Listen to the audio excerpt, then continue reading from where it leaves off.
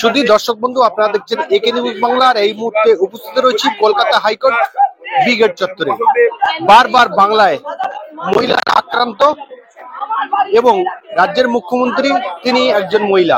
কসবা কাণ্ড সহ রাজ্যের যে অপ্রীতিকর ঘটনা ঘটছে, আন্দোলনের আজ কিন্তু কলকাতা হাইকোর্ট চত্বরে আছড়ে পড়েছে। আজকে মুখ্যমন্ত্রী পদত্যাগ দাবি নিয়ে এই কলকাতা হাইকোর্টের কংগ্রেসের বার কাউন্সিলের সদস্যরা তারা কিন্তু এই ব্রিগেড চত্বরে আন্দোলন করছেন। তাদের দাবি এই রাজ্যের মুখ্যমন্ত্রী মাননীয়াকে পদত্যাগ করতে হবে। এই মর্মে কিন্তু তারা আজকেই কলকাতা হাইকোর্টের ব্রিগেড চত্বরে আন্দোলন করছেন। রাজ্যের বিভিন্ন অপ্রীতিকর ঘটনা, সেই সঙ্গে সঙ্গে কসবা ঘটনা নিয়ে যারা আন্দোলন করছেন তাদের সঙ্গে কথা বলে নেওয়ার চেষ্টা করব। আমাদের দাবি পশ্চিমবঙ্গে আইনের শাসন কায়েম হোক। আইনের কলেজে যদি আইনের ছাত্রীকে আইনজীবী ধর্ষণ করে, আমাদের মহিলা মুখ্যমন্ত্রী নিজেকে আইনজীবী হিসেবে দাবি করেন। তিনি কখনো কখনো বলেন তিনি নাকি কোর্টে মামলা লড়েছেন, মামলা লড়ে নাকি জামিন করিয়েছেন। সেই আইনজীবী মুখ্যমন্ত্রীর মুখে এই আইনজীবী ধর্ষকের বিরুদ্ধে কোনো প্রতিবাদ আমরা শুনলাম না। আমরা অবাক হয়ে দেখলাম যে আইনজীবী মুখ্যমন্ত্রী চুপচাপ এই ধর্ষকের পরোক্ষভাবে সমর্থন করবে, তার বিরুদ্ধে কোনো প্রতিবাদ না জানিয়ে। আমরা মনে করছি যে এই মুখ্যমন্ত্রীর বোধহয় আর নিজের পদে থাকার কোনো অধিকার নেই, তার পদত্যাগ করা উচিত। কারণ পশ্চিমবঙ্গ আইনের শাসন ভেঙে পড়েছে। এই মুখ্যমন্ত্রীর দ্বারা আইনের শাসন আর দেওয়া বোধহয় সম্ভব নয়। 2011 থেকে 2025 14 বছর পেরিয়ে গেছে, উনি পারেননি। সমস্ত তার শিক্ষামন্ত্রী জেল খাটছে, তার খাদ্যমন্ত্রী জেল খেটেছে, তারই দলের এমএলএ যিনি বার কাউন্সিলের চেয়ারম্যান, যিনি সমস্ত অ্যাডভোকেটদের লাইসেন্স দেন, তার নামে বেরোচ্ছে সেই রক্ষকের নাকি ধর্ষকের তিনি রক্ষক। আমরা এর তীব্র প্রতিবাদ জানাচ্ছি। আমরা মুখ্যমন্ত্রীর পদত্যাগ দাবি করছি, আমরা বার কাউন্সিলের চেয়ারম্যানের পদত্যাগ দাবি করছি এবং সমস্ত কলেজে যে অরাজকতা চলছে সেইগুলো অবসানের জন্য যত শীঘ্রই সম্ভব প্রত্যেকটা কলেজে নির্বাচন করে, সুষ্ঠু নির্বাচন করে কমিটি তৈরি হোক, স্থায়ী কমিটি তৈরি হোক। এবং আমরা অনুরোধ করব আপনাদের মারফত কলকাতা হাইকোর্টের চিফ জাস্টিসের কাছে যে তিনি সুমোটো মামলা করুন, যে অর্ডার দিন গভর্নমেন্টকে যাতে প্রত্যেকটা কলেজে সুস্থভাবে ছাত্র সংসদ নির্বাচন করে একটা ছাত্র সংসদ দেওয়া যায়, যেখানে প্রকৃত ছাত্ররা কলেজ চালাবে। এই রকম অছাত্র, ধর্ষক, চোর, গুন্ডা, বদমাস এরা যাতে কলেজে স্থায়ী আস্থানা করতে না পারে, এর প্রতিবাদে আজকে আমরা কংগ্রেস আইনজীবী সেলের পক্ষ থেকে রাস্তায় নেমে আমরা ধিক্কার জানাচ্ছি এই তৃণমূল সরকারের বিরুদ্ধে, এই মুখ্যমন্ত্রীর বিরুদ্ধে, এই বার কাউন্সিল চেয়ারম্যানের বিরুদ্ধে, এই আইনমন্ত্রীর বিরুদ্ধে। আন্দোলন করতে হচ্ছে কেন, এটাই তো সকলের প্রশ্ন থাকা উচিত যে পশ্চিমবাংলাটা কোন রসাতলে গেছে 2011 থেকে 2025-এর মধ্যে।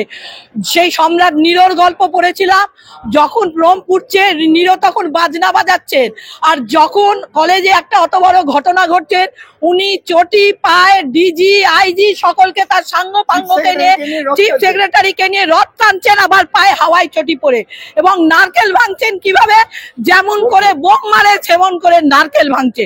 উনি না হিন্দু রীতি জানেন, না মুসলিম রীতি জানেন, না মহিলাদের সম্মান করতে জানেন, না পশ্চিমবঙ্গবাসীকে সম্মান করতে জানেন। উনি শুধু নিজেরটা বোঝেন, নিজের ভাইপোরটা বোঝেন, যা এতদিন ধরে করে এসেছেন।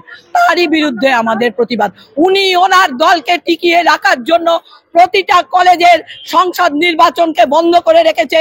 প্রতিটা কলেজের সংসদের মাথায় ওনার মাথায় হাত আছে, ওনার যারা আদরের দুলাল তাদেরকে বসিয়ে রেখেছেন, যার জন্য এইসব ঘটনাগুলো ঘটে রয়েছে।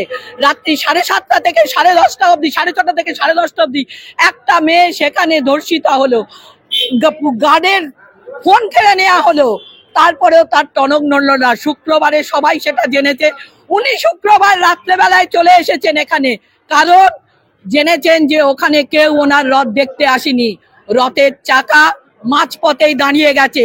মনে পড়ে মহাভারতের কথা, কর্ণের রথের চাকা দাঁড়িয়ে গেছিল, কর্ণ কিন্তু সেখানেই শেষ। এইবারে মমতা ব্যানার্জিরও শেষে শুরু হয়ে গেল। জগন্নাথকে নিয়ে চলে গেল, হিন্দুদেরকে নিয়ে চলে গেল, মানুষকে নিয়ে চলে গেল, সর্বোপরি সেই কাজ উনি করেছে। আমি জগন্নাথ দেবের রথ টানছি, সুভদ্রাকে প্রোটেকশন দেওয়ার জন্য বলরাম রয়েছেন, জগন্নাথ তার দুপাশে থাকে এবং তার সুদর্শন চক্র থাকে। গোটা পশ্চিমবঙ্গবাসীকে রক্ষা করার জন্য কিন্তু কেউ নেই। এক ডাইনি বুড়ি রয়েছে যে পশ্চিমবঙ্গবাসীকে খেতে এসছে, গিলতে এসেছে। তারই প্রতিবাদে আজকে আমাদের এইখানে আর নিজে বলছেন বাংলা ঘরের মেয়েকে চায়। বাংলায় কি একটা মেয়ে জন্মেছে, সেটা মমতা ব্যানার্জি। বাকি কেউ আমার বাড়ির মেয়েরা মেয়ে নয়, আপনার বাড়ির মেয়েরা মেয়ে নয়। দিনের পর দিন লাঞ্ছিত ধর্ষিত হয়ে যাচ্ছে, কেউ দেখার নেই, কোনো আইন নেই, কোনো শাসক ব্যবস্থা নেই।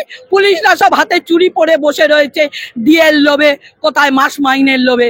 এরই প্রতিবাদে আজকে আমাদের এখানের আন্দোলন। এই আন্দোলন চলছে এবং এই আন্দোলন চলবে। আপনারা দেখেছেন, আমরা গিয়ে কসবা কলেজের সামনেও ছিলাম, আমরা ছিলাম ভবানীপুর কি বলে থানার সামনে, আমরা কসবা থানার সামনেও ছিলাম। আজকে এখানে এসেছি, আমাদের প্রতিটা কোর্টেই আজকে অ্যাজিটেশন হচ্ছে। আজকে চিফ জাস্টিস বসেননি, আমরা চিফ জাস্টিসের বসলেই চিফ জাস্টিসকে আমরা দৃষ্টি আকর্ষণ করব যাতে প্রতিটা কলেজে অবিলম্বে সংসদ নির্বাচন করা হয় এবং যে সংসদ নির্বাচিত সংসদের নামে যারা বসে রয়েছে তাদেরকে অবিলম্বে যেন স্যাক করা হয়। আর সর্বোপরি বার কাউন্সিলের চেয়ারম্যান যিনি আমাদেরকে নাকি লাইসেন্স দেন, তিনি ওই ছেলেটাকে কোলে নিয়ে বসে রয়েছেন, ভাবতে অবাক লাগে। অবিলম্বে আমরা তার পদত্যাগ চাই। লজ্জা করে ভাবতে যে আমরা 1992-94 সাল থেকে তার হাত ধরে রাজনীতি করেছিলাম। জানেন তো একটা কথা আছে, সৎসঙ্গে স্বর্গবাস, অসৎসঙ্গে নরকবাস। যতদিন অশোক দেব কংগ্রেসে ছিলেন একটা সুন্দর একটা মন ছিল, সুন্দর তার ব্যবস্থা ছিল, ছাত্রদের প্রতি তার মনোভাবটা ছিল আলাদা, পিতৃসম মনোভাব ছিল। কিন্তু যখন থেকে ওই ডাইনি বুড়ির সংস্পর্শে গেছেন, উনি ওনার মনুষ্যত্বকে বিসর্জন দিয়েছেন।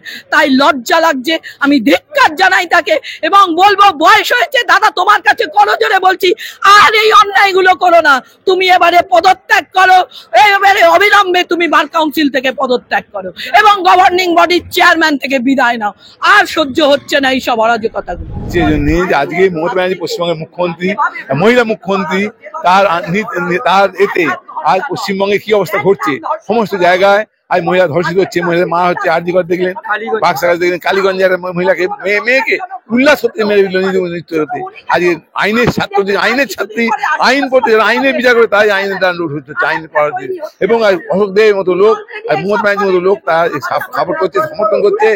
আজকে কি অবস্থা হয়েছে, আজকে সেই জন্য আমাদের প্রতিবাদ। কংগ্রেস লয়ার সেল আমরা পথে নেমেছি এই প্রতিবাদে। আমি ছিছি মমতা ব্যানার্জি, তুমি কি করছো, তোমার আর থাকার অধিকার নেই। পশ্চিমবঙ্গের মেয়েরা ধর্ষিত, মেয়েদের কোনো ইজ্জত নেই, মেয়েদের কোনো লজ্জা নেই। আজ পশ্চিমবঙ্গের মেয়েরা সুরক্ষিত নয় তোমার হাতে, তাই তুমি রিজাইন করো, পদত্যাগ করে নতুন নির্বাচন হোক, মানুষ তার ভোট দিক, এটা আমার চাই।